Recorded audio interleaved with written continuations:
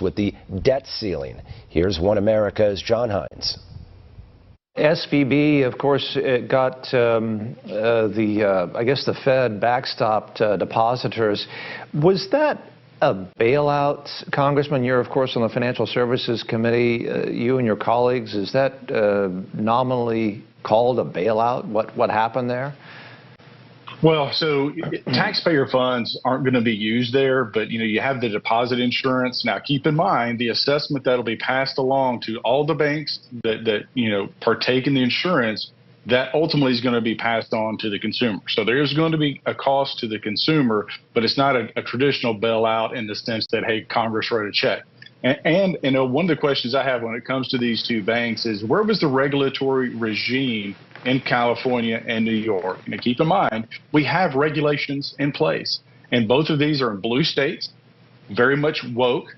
And the question would be, did they take their eye off the ball because of this woke agenda versus actually doing their job? And my fear of any time you have a quote unquote crisis is that government will do something. Ronald Reagan, and I'll paraphrase, said the scariest phrase in the American language is, I'm from the government and I'm here to help, right? And so the last thing we need to do as Congress is to create more regulation, more burden that ultimately will penalize all of the good banks out there, all of the banks, the small town banks, the community banks, the farm bureaus that are doing a good job protecting the consumer. And you can't let a couple of bad apples ruin it for the rest of the industry. What is your thought about raising the debt limit? Is it a reasonable expectation on the part of Republican lawmakers, conservatives in the Congress, to want to maybe change the trajectory, the priorities of government spending concomitantly with raising the debt limit? Is it fair to suggest there may be some negotiations going on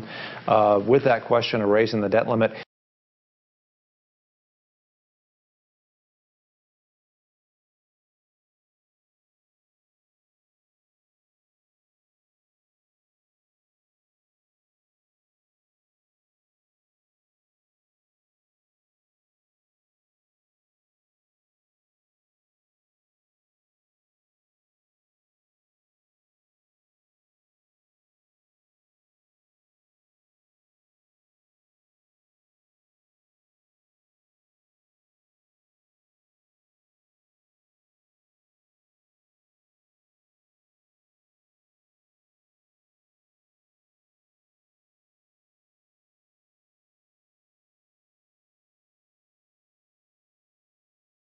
Here in the next several months, and when do you hear that debt limit will be breached or will be reached?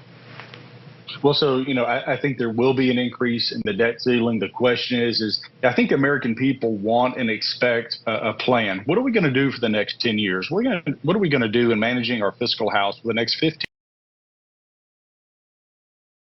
years? So we need to lay out before the American people, this is how we're going to get back to solvency in this country.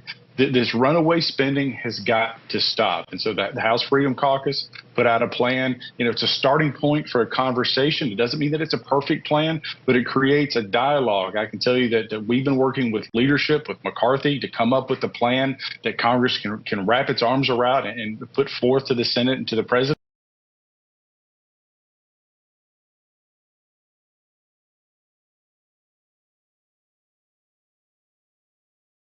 But now what you have is a White House that's playing politics with the debt ceiling. And here's the problem, is he ran on a woke agenda. And so when you look at his Inflation Reduction Act, it's full of money for the leftists in his party. It's handouts for the woke corporations that are going to fund his reelection. So he's between a rock and a hard place. If he really does what's in the best interest of the American people, which he should do because he ran for office, he jeopardizes his own presidential aspirations for a second term.